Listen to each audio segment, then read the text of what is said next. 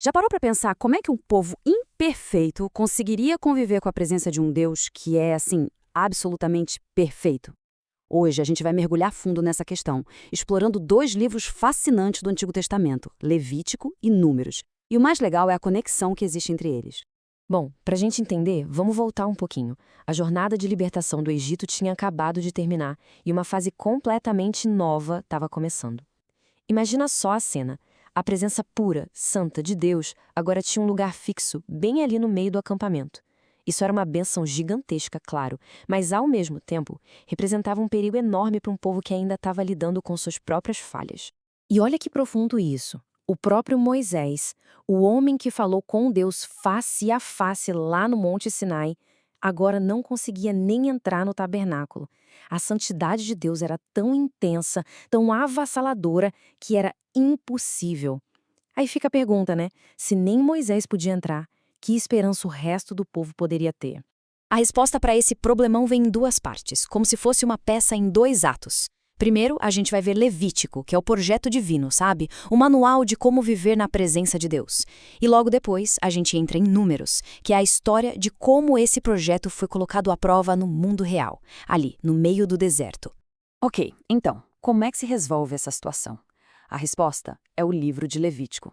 Ele funciona basicamente como um manual de instruções, um guia super detalhado que explica como navegar nessa relação complexa entre o que é sagrado e o que não é.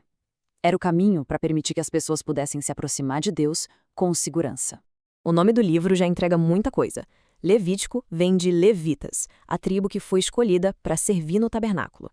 Eles eram os guardiões dos rituais, os mediadores que tinham que garantir que essa aproximação com Deus acontecesse do jeito certo e, principalmente, de um jeito seguro para todo mundo. E a estrutura do livro é brilhante, muito clara. Ela se divide em duas grandes partes.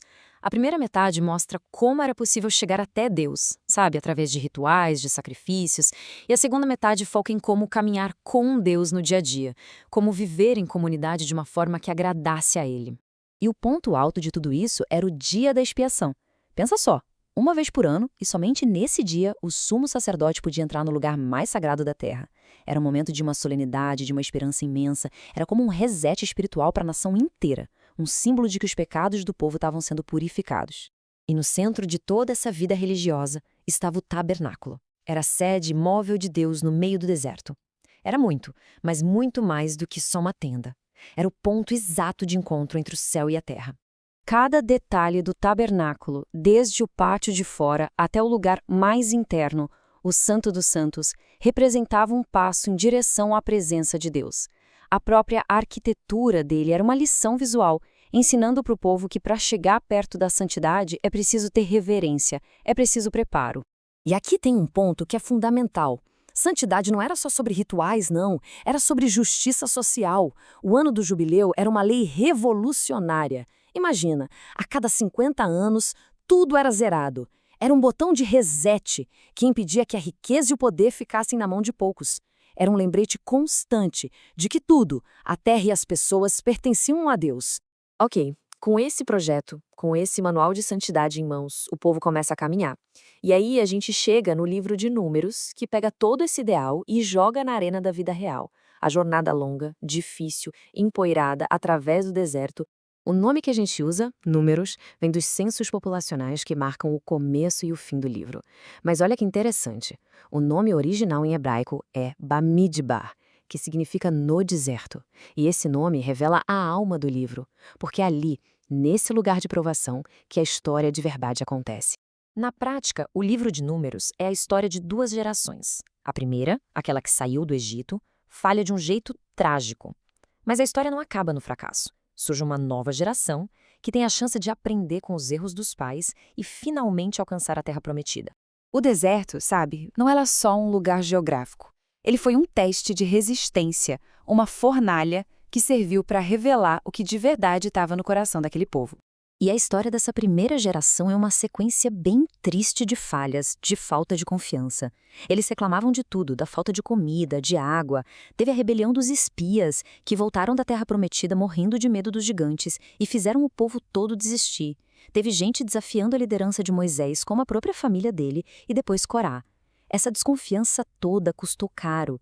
Eles foram condenados a vagar por 40 anos no deserto. Então, depois de passar por tudo isso, qual é a grande lição? O que essa combinação de Levítico e Números realmente nos mostra? É exatamente isso. De um lado, em Levítico, a gente tem o projeto perfeito de santidade, o ideal. Do outro lado, em Números, a gente vê a realidade bagunçada, humana, muitas vezes frustrante, de uma nação inteira tentando e muitas vezes falhando em viver à altura desse ideal. E isso nos joga de volta para a pergunta que pulsa no livro inteiro. Como é possível um povo tão falho ter um relacionamento, ter comunhão com um Deus tão perfeito? A resposta que Números dá não é simples, não. Ela mostra uma dança complexa entre a fragilidade humana e a paciência infinita de Deus. No fim das contas, essa jornada por Levítico e Números nos deixa com uma pergunta que ecoa até hoje, não só para eles, mas para qualquer um de nós. O que é preciso para uma comunidade aprender com os próprios erros e construir um futuro diferente? O passado é uma lição ou ele é uma sentença? Fica aí para a gente pensar.